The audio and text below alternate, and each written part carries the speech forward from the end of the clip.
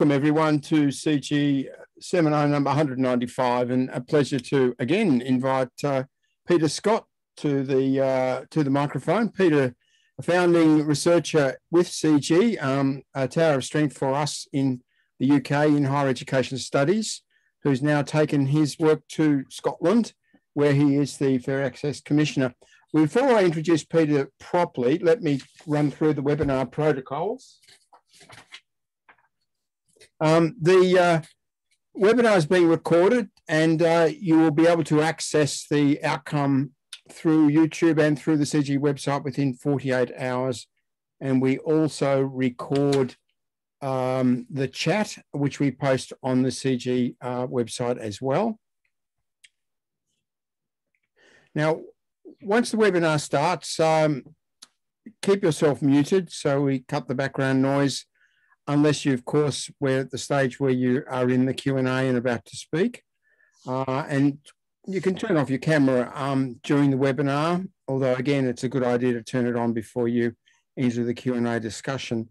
We advise you to use speaker view in the top right-hand corner there of your Zoom settings, because that enables you to see who's speaking at a given time. Now, if you want to ask a question, and we very much welcome an active participation by you in the Q&A session, please put your question into the chat. Type it in there and we'll compose a Q&A list on the basis of the questions that come in. It's a good idea to post your question early, like towards the end of the speaker's 25, 30 minutes. Might be a good idea to start thinking of your question and typing it out then, because questions that come in the last few minutes tend to miss out, and we find that most weeks or most webinars, we're getting very active Q&A, and we've usually closed the call list by about 2:45 UK time. So bear that in mind, come in early to the Q&A. When you're asked to register your question, I'll give you a warning through the chat if I can. When you're called into the microphone, unmute yourself, turn your camera on, and when you begin to speak, tell us who you are and where you are from. Peter, it's a delight to welcome you, as I said, and you're still, I think, affiliated to UCL. You're a former Vice Chancellor of Kingston, and before that, the doyen of higher education reporting with the Times Higher, where your columns, commentary, reviews, articles were very influential, I think, for many of us in composing our understanding of higher education. So over to you to tell us about widening participation in the COVID-19 age and in particular the situation in Scotland. Thank you, Simon. Can people hear me okay? Yes. Good, okay. Well, I wanted to talk about this topic because I think it's an extremely important one for a number of reasons. First, even before COVID struck, the whole rise of populism, the phenomenon of Brexit, had exposed, I think, some of the weaknesses in the kind of what I call the mass higher education project. And one of those weaknesses was very much at the point of access. It left many people feeling they'd been excluded, left behind, despite mass expansion over several decades. And that was reflected in some degree of resentment and in voting patterns. Then, of course, when COVID, the pandemic, struck, it really shone a very harsh light on the inequalities in our society, and it also increased those inequalities right across the spectrum, obviously in health, but also in incomes, job security, schools, and of course, crucially, universities, higher education. So let me just start this. We've got that, Peter. Yeah, let me start the slideshow. Okay. Good. Right, is that okay? Yep. Oh, well. Good. Right. Well, that's my title, and that's basically the message that I'm trying to get across, that widening participation in the current era is more urgent, but it's actually also becoming more difficult. And these are the things I want to talk about. I want to talk very briefly about access, how it stood before the pandemic. Again, very briefly, the chronology of COVID-19. It was only a year ago that all this started, but it already seems like an eternity. I'll talk a bit about government responses, essentially in the UK, which focus very much on student hardship rather than institutional support, and I'll talk about that. Then I'll talk about a number of reports that have come out from the Office for Students, the Higher Education Policy Institute, the Sutton Trust, and there are some others as well. UCAS produced a report as well. Then I'm going to focus on a report I wrote in my capacity as Commissioner for Fair Access in Scotland. But those of you who aren't very interested in what happens in Scotland, don't worry. But I think in this respect, Scotland is just very much a case study. What happened in Scotland is very similar to what happened across the UK and across many other countries as well.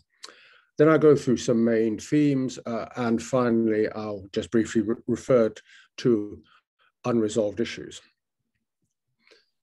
So briefly, access before the pandemic. Well, applicants to the most advantaged socio-economic quintile were between 3 and 4 times more likely to participate in higher education than those from the most deprived quintile. So massive inequality. But good, I hesitated here. You can see I wrote good, but I also wrote glacial progress has been made towards closing the access gap. A recent blog by Chris Millward, the Director of Access and Participation at the Office for Students, said that at the current rate of progress, which has been good in the last couple of years, the access gap in the more selective institutions will be halved by 2025. When I say halved, it's still pretty big, and it would be closed by sometime around 2040. Well, 2040 is a long time ahead. Scotland has a different kind of pace of progress. The plan there is to close the access gap across all higher education as a whole, in other words, by 2030. And in access, there have been lots of unresolved questions. What's the right strategy? Is it more effective to have tuition-free higher education? Is it better to have targeted financial support? Should we have quotas? There's a whole range of kind of strategies that have been adopted. And it's still a very open question, which is better. Probably they're all pretty good. And then there's also a big debate about different target groups. I mean, should we focus on individuals, disadvantaged individuals, or should we look at deprived communities in a wider sense? And then there's lots of other issues about age, gender, ethnicity, particular characteristic disadvantage like care experience and so on. So that's the state of access before the pandemic struck. And then COVID came, as I said, barely 12 months ago, but it's taken over our lives in the meantime. The first wave, there was a kind of emergency response. Schools, further education colleges and higher education institutions closed almost completely. If you say that to universities, they get quite offended. They say they closed. No, they say, no, we remained open for key things. And that's true. Then after a lot of mishaps, school exams last summer were replaced by teacher-assessed grades. In the autumn, higher education institutions partially reopened, but then they ran into major problems, particularly with high infection rates in halls of residence and so on. And then, of course, in the second wave, higher education institutions closed again, although they now are opening up in a gradual way. But they're certainly not going to be fully open until the summer term, and that's pretty optimistic. I think most people expect that it's actually the next academic year. And school exams have again been abandoned. So that's what's happened with COVID. Government responses. Well, as I said at the start, the main focus has been on relieving student hardship created by the lack of part-time employment and straightforward things like access to computers and other equipment to take part in online learning. Certainly in England, there's been no direct support for higher education institutions, and ministers frequently emphasize that universities are independent institutions. I mean, universities in the UK have always been in this difficult bind that when it suits politicians, they're totally independent institutions, masters of their own fate. But the next moment, they're subject to really a very high degree of regulation and control. In England, certainly, the issue of paying students a rebate on their tuition fees has been resisted. And in a way, that makes a lot of sense, because actually all you would do by giving someone a fee rebate would be to marginally reduce their liability in 15, 20 years' time. So it's not much help. What students want now is cash in their hands. But there have been some concessions on hall fees, where students have been having to pay for hall fees without being able to occupy them.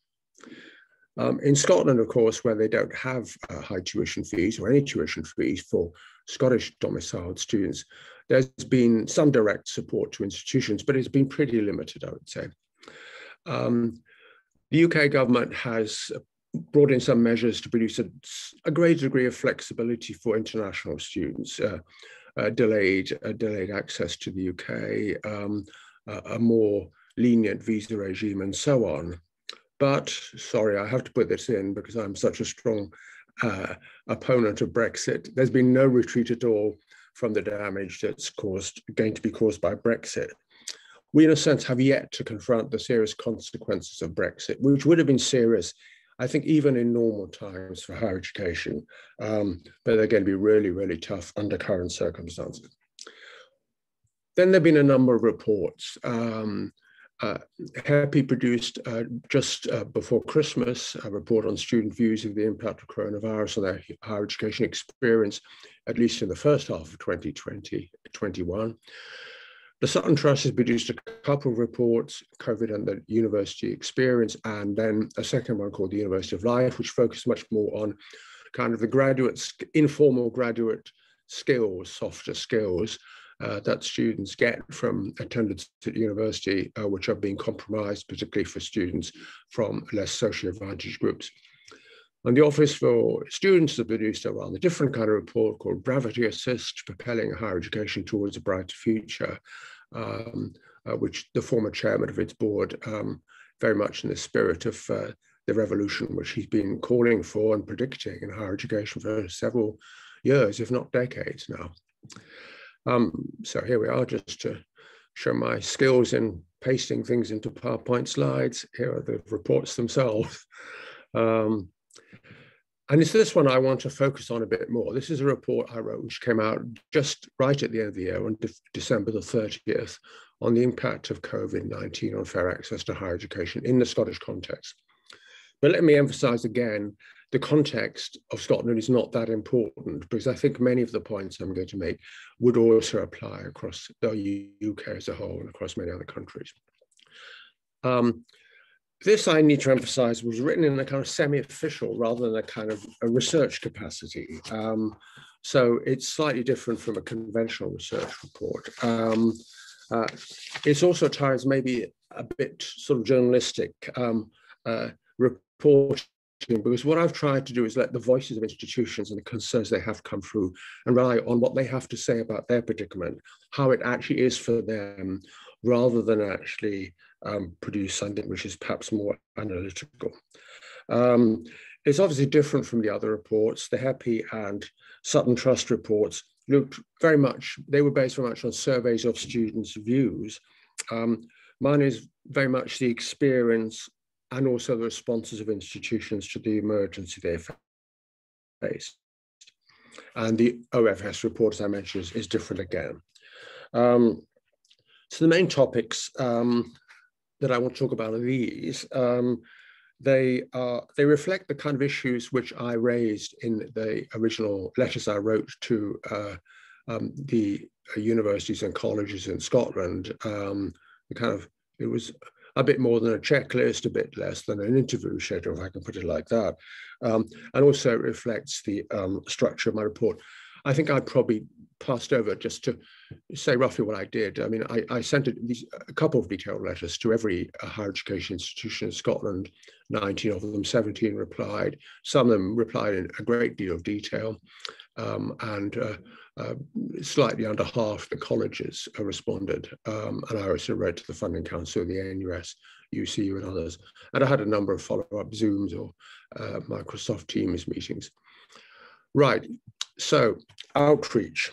And as I said, I've on the whole tried to let people's own voices sort of come through, that these are the kind of things people said, institutions said. Sometimes it would be the vice chancellor, the principal in Scotland, or the principal of the college. Sometimes it would have been contracted down to a person more directly involved in the student experience, learning and teaching, and so on. But the points are very obvious ones, but they're really powerful ones at the same time. I mean, pupils who are already hard to reach in terms of outreach and access have become much harder to reach. The second one, I'd like to emphasize to demystify the university. I think a lot of outreach work and access work, although it technically might take the form of a bridging program to somehow make good some deficits in knowledge and skills that students might have, really its larger purpose generally is to demystify the university and say, no, universities can be for people like you. And that's reflected in the next couple of comments. Particularly the fourth one, I'll leave it to you to guess the identity of University X, but let's say it's one of the more exclusive universities in Scotland. And they felt that summer schools are really important to counter the perception that their university is inaccessible to people from low-income backgrounds.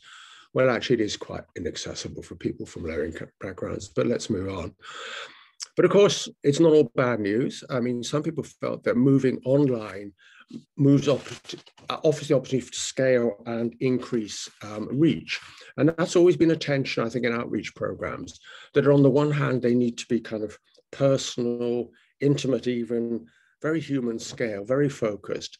But at the same time, you want to reach a lot of people. And how do you do that? How do you make them scalable? Digital poverty, or the digital divide, some people call it. Well, I mean, here there were three areas of concern that came out really strongly. One is computers. Well, I mean, it's the gamut of someone who's tried to access online learning with their mobile phone and someone who's got a kind of state-of-the-art MacBook. There's a big, big divide there. Then there's connectivity. Not always in a technical sense, that could probably be solved. Many institutions in Scotland provide dongles and so on to allow people to have free Wi-Fi access, but also competition with other people in the family for perhaps rather limited broadband downloads. And then finally, just space. I mean, space in a physical sense, if you're in a crowded flat, it's quite difficult to go on from learning, but also in terms of kind of feeling secure. I mean, often people from more deprived backgrounds may also suffer from other sort of chaotic family circumstances and so on, which are difficult to overcome. Second thing, it's more than digital exclusion. It's about loneliness, lack of individual support. And that's particularly important to people who actually really bring quite limited experience of higher education, or perhaps no experience of higher education from their own family backgrounds.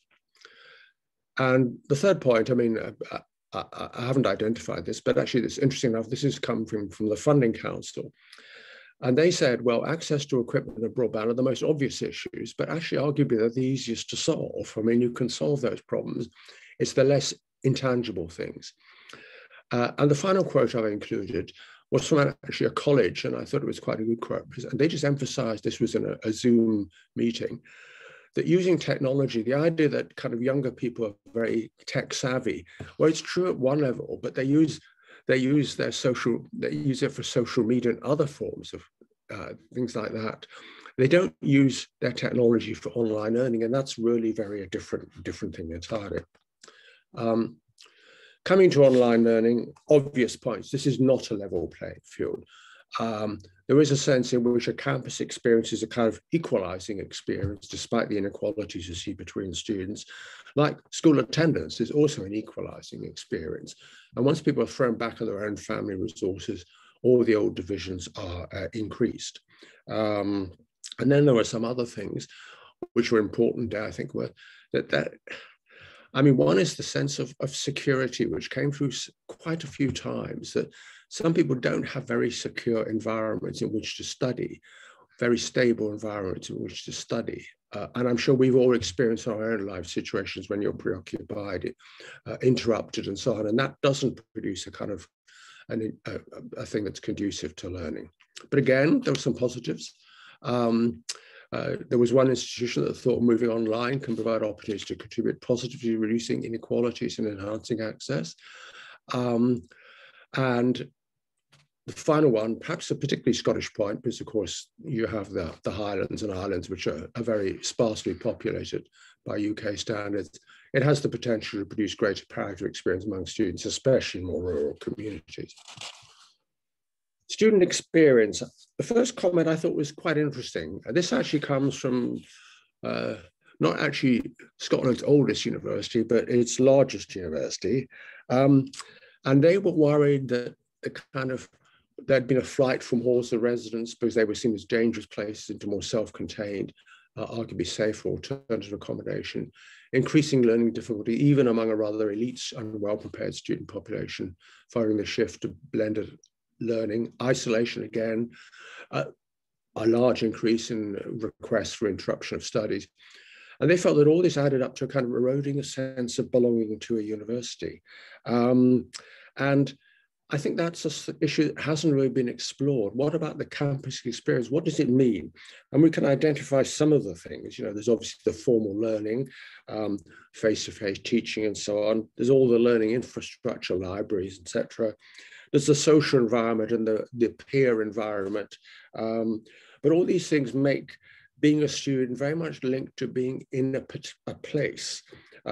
Particularly, I think, in the UK, higher education university tradition, which emphasizes a residential, at least a semi-residential experience. Now, I know that doesn't apply to older or part-time students, but it still applies to an awful lot of students.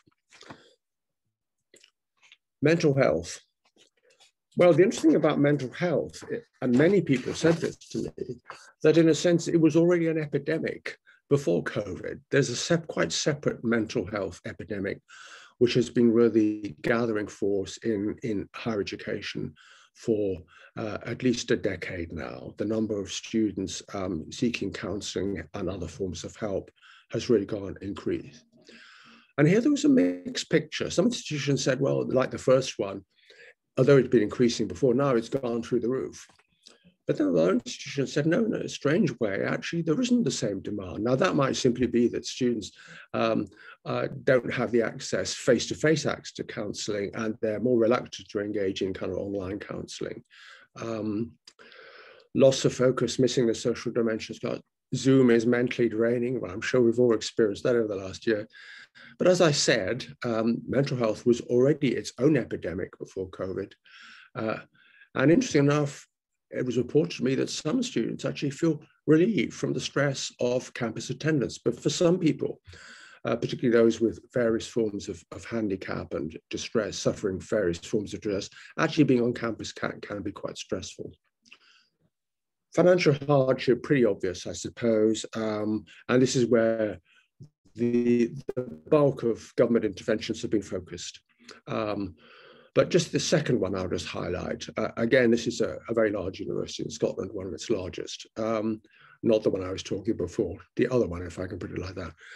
And there, in a 3-month period, the discretionary hardship payments, which in pre-pandemic times was £50,000 a year, ballooned to 1.6 million. That's fantastic difference.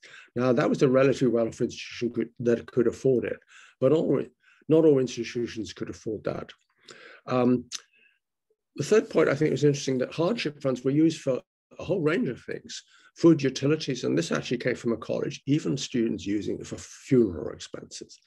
The fourth point, I think it's an important one as well, because of course, the figures that are made available by government, these seem pretty impressive totals, but you break it down per student and it's not that adequate at all. But a final point, I'm not sure how much evidence there is for this, but one people I talked to certainly said there was a benefit of more online because it provided greater flexibility to take part-time jobs. and this is a really big caveat, provided those jobs are available. And of course, in the pandemic, many of the jobs in hospitality and so on, which students took as part-time employment, have disappeared. Our exams, sorry, I won't linger too long over this because in a sense, this is not higher education. But the important point to emphasize is that now we'll have two, possibly three cohorts of people, young people who have moved through school, who have not taken formal exams. And it's not just A levels, it's also GCSE. So it's building up over time. There are worries about the attainment gap opening up in schools, and universities have always said that's the key to actually widening access. First, we've got to narrow the attainment gap in schools. But a crucial thing is several people said negative perception of the year ahead among secondary school pupils. For some people, working for an exam is actually quite a high motivator. And if that exam is not going to take place, they're more resistant. But again, on the more positive side, there were some people who felt there was, and this was a general view, I think, across the universities, that they'd done an awful lot of work on contextual admissions. They already made very substantial, they demonstrated lots of flexibility in terms of setting minimum entry requirements, and they didn't plan to lower those anymore. But in a sense, that's a rather moot point, because in a sense, teacher assessed grades have lowered them for them or have changed the base anyway. Articulation, I won't go very wrong. It's a particularly Scottish point. Scotland has a lot of students who actually take high nationals in colleges and then transfer to universities. It's important for two reasons. I mean, first of all, college students on high nationals come from much more representative social sample than those first degrees in universities. And secondly, it's the way of the future, trying to build those flexible pathways through tertiary education in a wider sense is really important, I think, for the future. Targets, again, I won't linger over for very long. Perhaps this again is a bit Scottish, but the key metric in Scotland is the students who come from deprived areas. That's the Scottish Index of Multiple Deprivation, the 20% most deprived areas. That's the target, national target that universities and institutions are expected to meet. They've often argued, well, there just aren't enough well-qualified people from these areas, and we're all competing for them. And they worry that with the interruptions in schools, the lack of motivation perhaps provided by the cancellation of exams, the widening attainment gap, that the pool of qualified people from those more deprived areas will be even more limited in the future. But an interesting thing, some people said, well, in the COVID pandemic, there's a group of newly impoverished people who aren't necessarily living in these sort of areas. And how do we actually address their needs? Again, there was a more positive comment. Some people felt that, okay, it's really important to introduce other metrics, individually based metrics, particularly eligibility for free school meals, or rather take up of free school meals. But really, in the current crisis, and given the kind of levels of inequality that COVID has shone a very harsh spotlight on, the immediate priority must remain seeking to address areas of deprivation more widely. Right, sorry. Staff. I added staff in because I think in a way it's strange that we haven't bothered about staff, have we? People clapped nurses and clapped people in the NHS. They didn't clap higher education lecturers. Now, I know that at the end of the day, they didn't give the nurses very much money either, but nevertheless, the kind of feeling that it was rather taken for granted. It was feeling that institutions in a corporate sense were kind of doing all this. And in fact, it was the staff doing it. And I came across some really interesting anecdotes. This was a lecturer at a college, but she had to drive to the top of a hill to get good mobile reception to teach her students. Lots of people were prepared to kind of meet off campus to engage in tutorials, whether required or not required, just to support their students. I think many staff in higher education have really gone that extra mile. Of course, there have been complaints, insufficient time, resource to switch to online learning. And by definition, that's going to be true given the speed at which it was done. An interesting point about emotional labor, and they felt that there was particularly a burden on female staff, that given the many of the issues which students had and the difficulties they faced, that staff, in a sense, had to provide more kind of emotional support. There was also a feeling in some places that the staff were expected to sort out the difficulties on an individual basis. There was very limited recognition these were systemic problems. And there was also a feeling they might be blamed themselves if students complained about the quality of the learning they were getting. Whole set of issues which I think haven't really been explored much about research in research-intensive universities. Most institutions, by definition, have been forced to maximize the resources available for teaching. So research leave has sometimes been cancelled, sometimes truncated.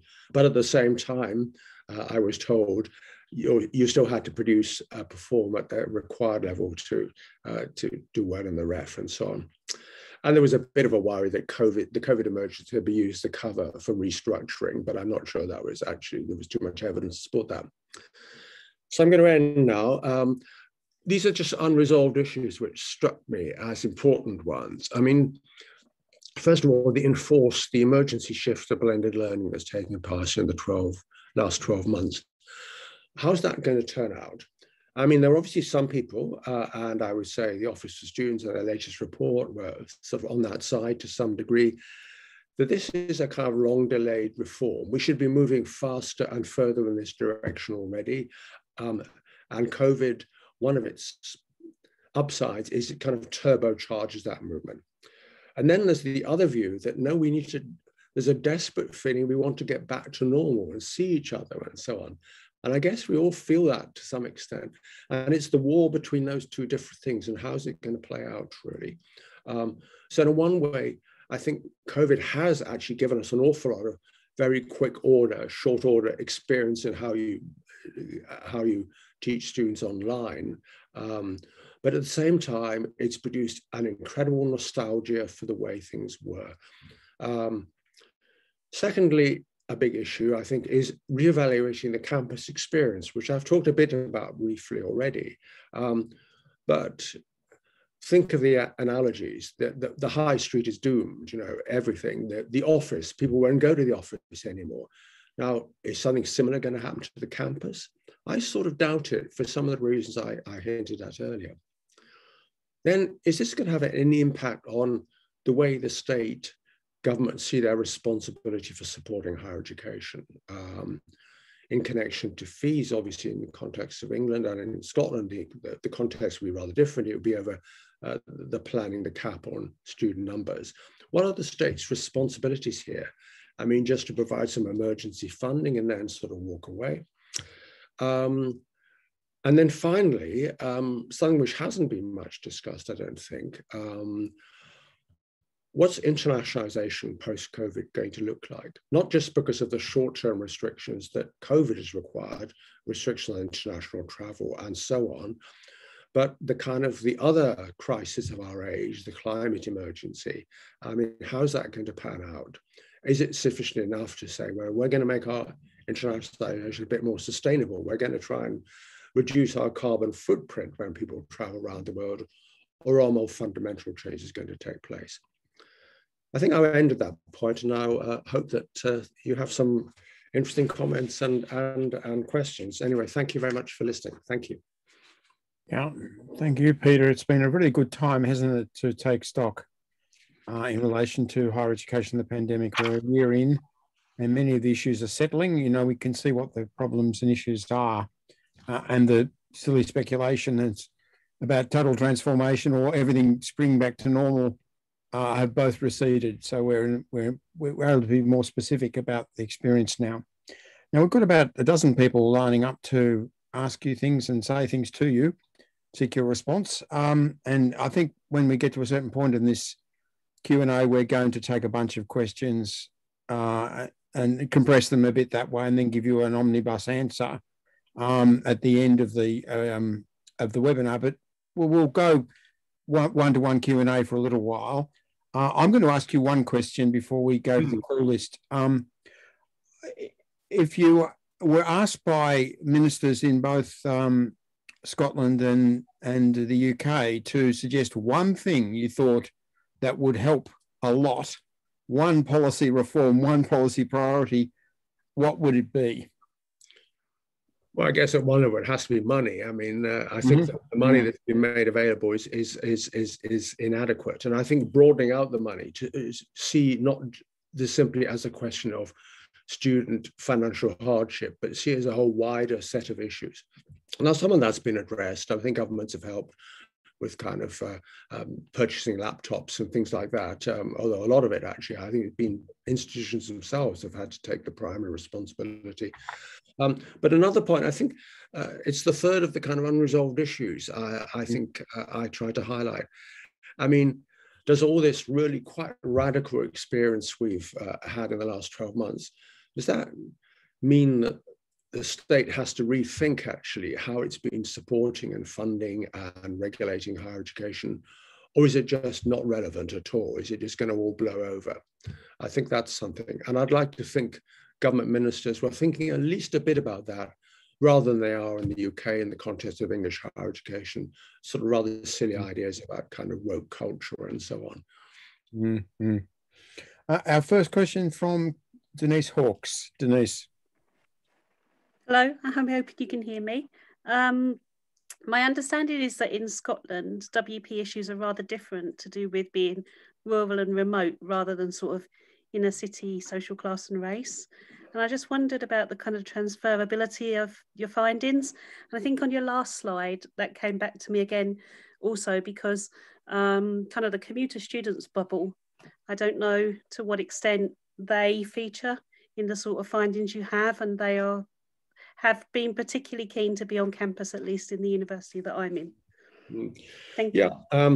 I don't actually think widening participation is different in Scotland. I mean, Scotland is actually a pretty densely urbanly populated country. I mean, most Scots live in the central belt. It's just that there's a degree of political sensitivity about what happens in the Highlands and Islands. You can see the same in the Republic of Ireland towards the west of the country, the less populated areas. But nevertheless, the bulk of deprivation is focused, as you'd expect, in the west of Scotland, in Glasgow conurbation and so on. So I don't think that's that different. Your second point now, I've just forgotten your second point now. Remind me briefly. Just about the commuter students. Oh yes, commuter students. Yeah, I know. I think that came up as an awful lot. I mean, that students just wanted to kind of have a space on campus they could go to. I mean, and most institutions, most colleges and universities in Scotland had made some provision for that. Particularly, I would say colleges probably more than universities, where students just could actually go to. There would be a study space available for them on the campus somewhere. And that was seen as pretty important. But as you say, for many students, it's really, really a bit of a lifeline to be able to do that. A kind of not only a practical lifeline in terms of perhaps access better connectivity and so on, but also a kind of psychological lifeline as well. Thank you, Denise. Thanks, Denise, and thanks, Peter. Victorita Triff. Hi, thank you, Simon. Congratulations, Peter. This is Victorita Triff from the University of Bucharest. How critical are the unresolved questions in response to the crisis? Sorry, could you repeat that? The research questions. How critical are the unresolved questions in response to the crisis? Well, I think, I mean, in a way, they're longer term questions. I mean, obviously, the immediate issue for universities, certainly in the UK and I guess in many other countries, is to get back to something approaching normality. And as I hinted earlier, I think the general consensus is that the next academic year is not going to be normal if we're thinking of previous years. There's still going to be restrictions of quite a significant degree. And also behaviors will have changed as a result of what people have experienced in the last 12 months. So there's a kind of immediate issue. But I do think there are some of these longer issues which really need to be addressed at some point, particularly in relation to blended learning. I mean, has this actually strengthened the case for blended learning, or has it actually had the reverse effect and really strengthened our feeling that the campus experience, that degree of interaction on campus, is really important and mustn't be sacrificed? Now, I know they're not entirely mutually exclusive, Internationalization obviously is, again, a longer term issue, but I do think these things have been highlighted, as many other things have been in other areas, health and so on, by the COVID pandemic. Thanks. Thanks for Karita. Zach Spy, you're going to talk to us about place and space and those sorts of things, I guess. Good morning, colleagues. Thank you so much, Professor Scott. This was amazing. I got super excited about all of the mentions of physical space and learning environments. And I'm just wondering, as someone who is preoccupied all the time over learning environment, the physical university, as Dr. Temple and a number of other colleagues might say. And I wonder, a lot of the rhetoric I hear is about accelerating where students are learning and the displacement of that out of the formal environment into more third spaces like halls of residence, coffee houses, etc. Do you get a sense this trend is here to stay? Will it accelerate? Or do you see, as you just mentioned, kind of almost a return home, if you will, to a bigger focus on the physical environment of the university as a factor in student experience? Well, I think my reaction to that is there is a lot of distance learning in a way, but it's what I call near distance learning. I mean, people haven't moved very far. They're accessing this perhaps from somewhere else on their campus, from their hall, perhaps from their where they live near the university and so on. So it's still a kind of wider campus experience. I don't think that will change. I don't foresee everyone to pack into a large lecture theatres again. And that's not what the nostalgia is for, I don't think. But there is a nostalgia, I think a very strong nostalgia for kind of interaction with other students. And perhaps that's more likely to place in formal spaces than large space. But I think it's interesting that certainly in the UK in the last 12 years, universities have invested massively in campus developments. Many of those have been informal kind of learning environments, more than formal lecture theatres, but there's been a massive physical investment there. And how is that going to be used? I can't see that becoming redundant and mothballed. No, I don't think that's going to happen at all. It might be used in different ways as a result of COVID, but the sense of direction you mentioned was already well established from formal to less formal, and I expect that will continue. Our next question's from Phil Altbach. Phil, welcome.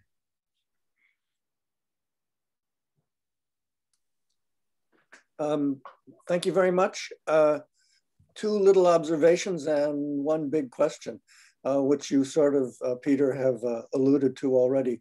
The two observations are kind of simple ones. All that you've said is reflected largely, as you know, I'm sure, in the discussion and the observations and the few studies that have been done in the US. So the conditions and so on, as you pointed out at the very beginning, at least in the rich Anglo-Saxon countries, are totally common. Second observation, I'm glad you brought up this staffing issue, which I think is quite central and not much discussed. And I would just add a small kind of addenda to that the studies that have been done in the US, and there have been a number of them now, that women faculty have been particularly negatively affected by these, by the stresses and changes that have gone on. And here's the big question, which you've sort of dealt with a little bit. Do you expect there to be kind of a significant fundamental changes in the way that we do, we higher education, and especially in the kind of research intensive university sector, do business post-COVID?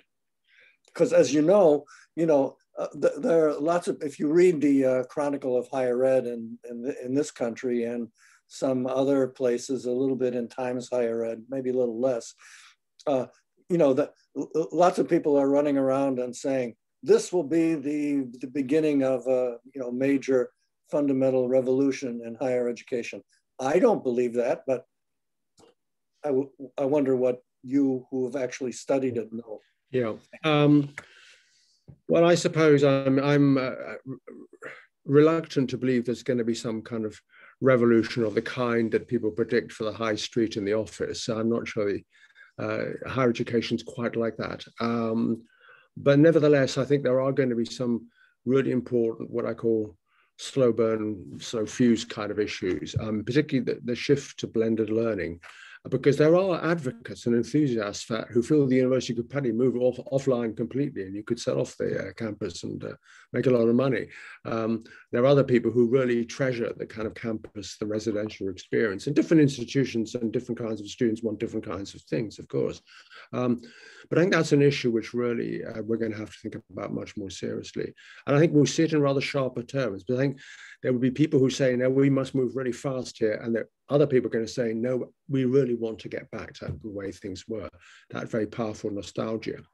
Internationalization, I haven't really thought about very deeply, but I just can't imagine that COVID plus the kind of the environmental climate emergency, that can actually not have an impact on the way that internationalization has proceeded in the last 2 or 3 decades. But the main thing I would like to feel is that universities, and particularly kind of the more prestigious and research-intensive universities, the lesson they will draw from this is that kind of access, sense of being open to your communities and open to kind of new kinds of students is really, really important. This is not a discretionary thing.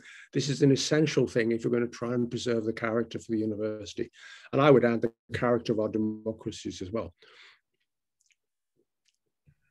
Thanks, Phil, and thanks, Peter. Monty King's our next in the Q&A. Monty.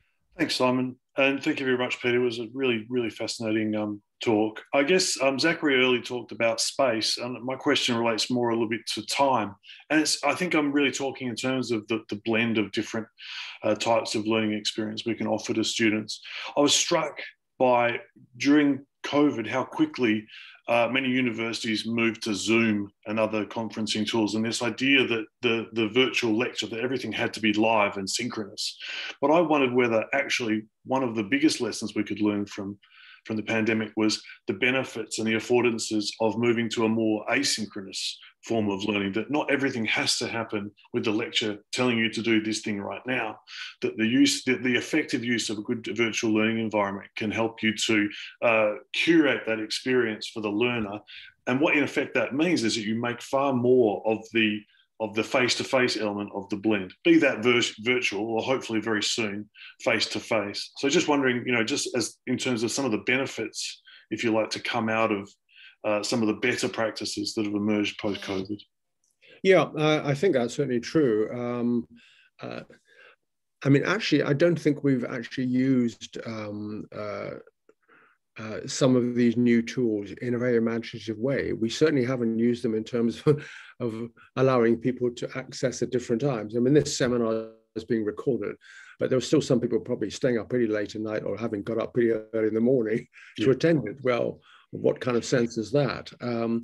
But yes, I think we have to think about space and time almost together in a way of actually thinking of how learning is going to develop in the future. And COVID has certainly made us wake up and think about some of these things. Some of it's been immensely positive. I mean, almost a year ago to the day, I gave another CGHE seminar, and that was kind of in-house. It was in a room and there were 25, 30 people there. This is obviously entirely different. Far more people are involved, but in a very different way, a rather distance kind of way. So I think in a way we're now beginning to learn the benefits of both, and the disadvantages of both. But I'm not sure I can give a kind of amazingly expert answer to your question. You sound as if you know a lot more about it than I do, or thought a lot more about it than me. Thinking about it far too much as a PhD student, far too much. I'll have to move on, Monty. I'm sorry. Johnny Rich, please. Hello, Peter, and thank you very much for that. It was fascinating. I was reflecting on whether or not this year, last year, and the next couple of years might be treated as an accidental experiment in access. Not a very well designed one, perhaps, in that we don't know what we're trying to prove, but it would, or disprove, but it might be in what data would you look for as potential lessons in access over the next couple of years. I'm thinking in particular, I mean, there'll be data on are particular groups helped or hindered by blended learning, but also the A-level and level 3 qualifications debacle from last year. Will that end up being an accidental experiment in contextual admissions, because it will have inflated the grades of some people and let them get into institutions, and we might see higher dropout, or we might see those people with coming in from wider backgrounds actually performing at a perfectly equal or higher level. Mm. Yeah, well, I think there's an incredible lot of strands there. I mean, I guess you're looking at just the crude data of institutions, after all. In England have their own access targets where they set themselves. In Scotland, they have their own access targets, but also a national target. So we can kind of measure the progress and see what impact that's had. I think we need to look deeper, though, or rather earlier in the school experience. I mean, my worry is that many people, young people, have really been denied a school experience, going right back into primary education, and we just don't know how long, what the long-term impact of that's going to be. And I suspect that's what we need to focus on almost as much as on the immediate kind of school leaver university entrant, because that's a known problem and we can see it and address it. The much more difficult issue, I think, are the things we're not quite clear what the parameters are. I think you're right to say that the enforced experiment in teacher-assessed grades, rather than sitting written exams, is almost as important as many of the things that have happened in higher education in terms of the longer-term impact on higher education. As I said earlier, the Scottish universities are reluctant to fiddle around with their minimum entry requirements at this stage. For reasons they said, well, these have all been really well thought out at a subject level, and that's what we really need to study veterinary science or whatever it is. You can't really go below that. But of course, there's been this enforced reduction, or rather inflation. But then there were negative consequences from that as well. It will have meant that people who would have probably attended a college, done a higher national college, now suddenly find they've got the grades to go on a first degree in a program at a university. That might be a good thing. It might, as you say, it might produce some surprises in terms of continuation rates and attainment levels, which are just as good as they were in the past with a more restricted entry. But of course, it might also mean people not fitting in very well. It also might show that universities suddenly have people that they aren't able to support very well, and colleges might be denied people. And given the drift of policy, certainly in the UK, or rather in England, has been saying, well, we actually probably need a bit more higher professional, higher technical education, perhaps a bit less of this university stuff. I'm caricaturing, of course. Is that the direction in which we want to go? So there are lots and lots of issues. What would be the data sets that would be that you'll be keeping an eye on? Yeah. Sorry, Simon. I've got a bunch of people coming. I might let them in if I can, Johnny. I'm sorry. It'd be good to have conversations, wouldn't it? At this point, whenever you get an interesting answer, you ask another question. It's only natural. Nathan Tagg, first of a group of Q&A I'll call in at this point. Hi, Peter. Thanks for your time today. It's kind of linked to your response to Johnny's question, but as touched upon in your presentation, 2021-22 university entrants will be entering university with minimal exam-based experiences and potential gaps in their education as a consequence of COVID-19. Is there a concern around higher attrition rates, particularly within those from the most disadvantaged quintiles, and the pressure placed upon universities striving for access targets as a consequence of that? Peter, I'm going to bring in the rest of the questions, I'm afraid. So you have to try and remember that one. I'll try. Murray Quick got caught on this yesterday. He was trying to answer each question as they came in. The next one is from Hongwei Gu. Hello, Peter. Thank you for this insightful talk.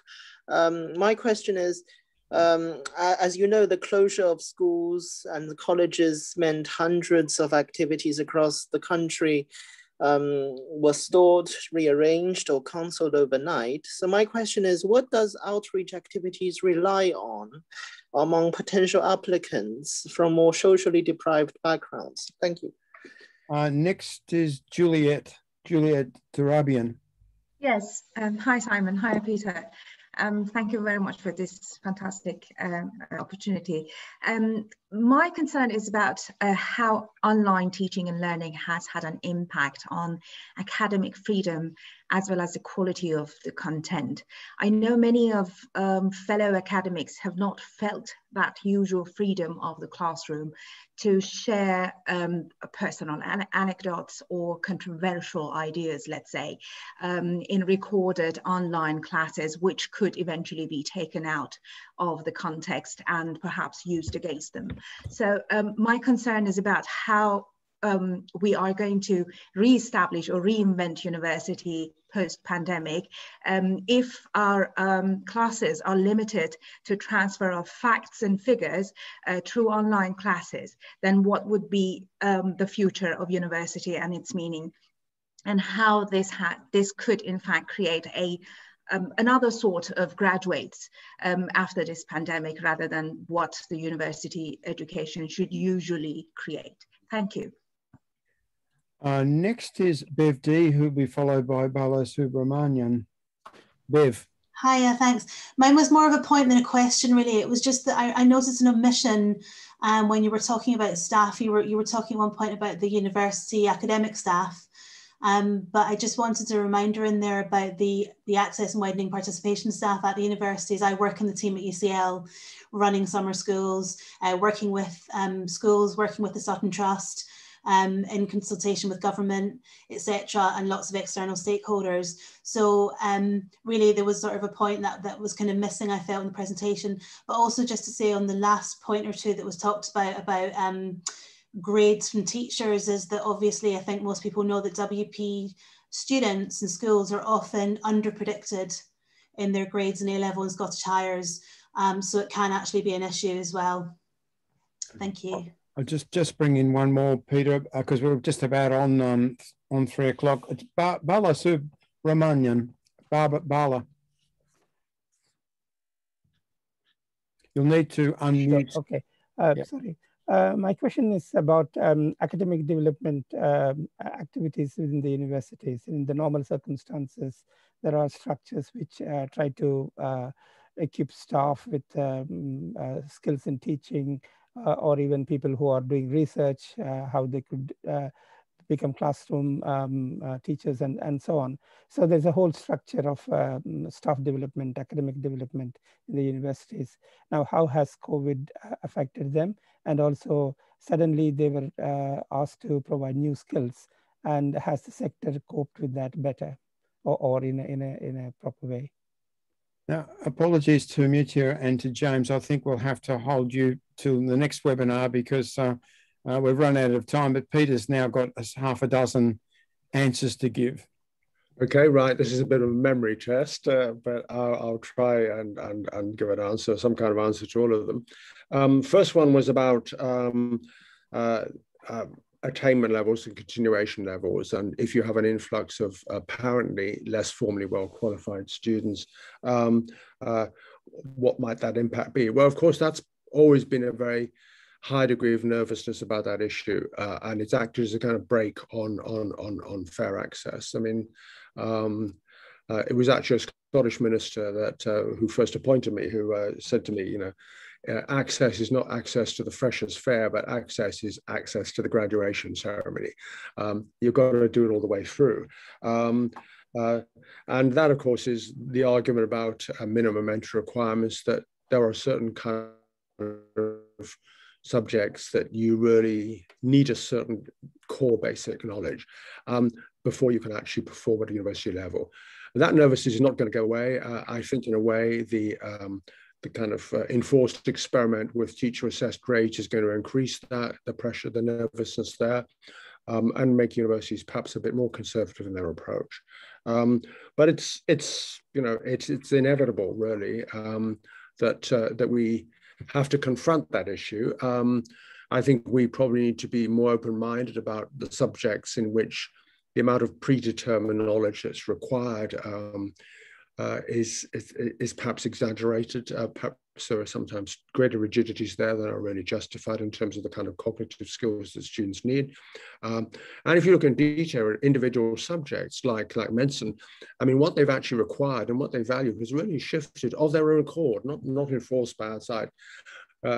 Really quite substantially over the last generation. I mean, what a medical student, what was seen as essential knowledge from a medical student a generation ago now is not the same as the essential skills that, particularly skills that a medical student is now seen as having to. But certainly it's an important point. The question of outreach. Well, as I said earlier, I think a lot of outreach activities, although they take the form of bridging programs and summer schools and so on, that's only half their purpose. That is to make good deficits in knowledge and skills. But equally important, perhaps more important often, is to build up the familiarity, the confidence, the sense that universities actually are open to people like you. That sense of familiarizing people with universities is really important. And that's more difficult to do, I think, online than in person, because it's basically a reassuring process as much as anything else. The question about academic freedom is a very good one, and I haven't really thought about that. But certainly, I think there is a sense that the more structured learning becomes, and online learning by definition has to be more structured, that there is less room perhaps for the kind of serendipity that can take place in the seminar or the classroom when people are working and learning face to face. There's also the issue, which I think you also alluded to, about the public and the private. To some extent, a seminar, even a lecture, is seen as a relatively self-contained publication, not something that's up there on the web that anyone can read or anyone can see. And the moment you think that this is actually going to be accessible to an awful lot of people, perhaps you curb your critical kind of faculties a little bit. So the impact of online learning on critical inquiry is an underexplored topic, I think. Yeah, I'm really sorry. I apologize completely for not actually including all the professional staff in universities, particularly access and widening participation practitioners who I work with very closely in Scotland. They have also taken as much of the strain as the academic staff. I was trying to make a general point that somehow nowadays we address universities in the UK context in a very corporate way. The university has done this in a disembodied way. The university responded. And we always need to actually bring it down to the human scale and realize that actually it's individuals who are working really exceptionally hard. We managed to do that to some extent in the NHS. We clapped for nurses and doctors. We didn't clap for the chief executives of NHS trusts. But somehow in higher education, it didn't quite work out. And I think we needed to level that. The final point, I think, about skills in teaching, yeah, I think an awful lot of, people have now been forced very abruptly as a matter of emergency to develop kind of new skills without really being given much help to do so. Many of the standard staff development activities and staff support activities have to some degree also had to go online, and that's created lots of problems as well. So it's not just student learning that's gone online, it's all the kind of support for staff as well to do their jobs effectively. And that's particularly worrying at a time when, of course, they've been asked to do a lot of new things very quickly. I think I've probably at least covered every point. I'm not sure I've answered many of them, but. You've done well, Peter. It was really excellent, I thought. Thank you very, very much. Great conversation going on about your presentation in the chat. You're also being showered with praises and thanks, as we would expect. 94 people peaked listening today, and that shows, I think, the value people place on what you had to say. We look forward to bringing you back in to talk about widening access and other issues as they develop in higher education. Colleagues, thank you very much for your active participation. And I do again apologise to those we couldn't quite fit in. Do come back and do come in a bit earlier next time, Mutia and James. Our next webinar in the series is next Tuesday, and Chris Shaw from Goldsmiths is going to talk to us about tackling corruption in the university, fraud prevention, market making, and the Big Four. That's the Big Four accounting firms. I think, knowing Chris Shaw's work, he's going to drop a few bombs. It might be quite reportable. It'll certainly be interesting. And so do come in on Tuesday for that webinar. Thank you again, Peter, and bye for now, everyone.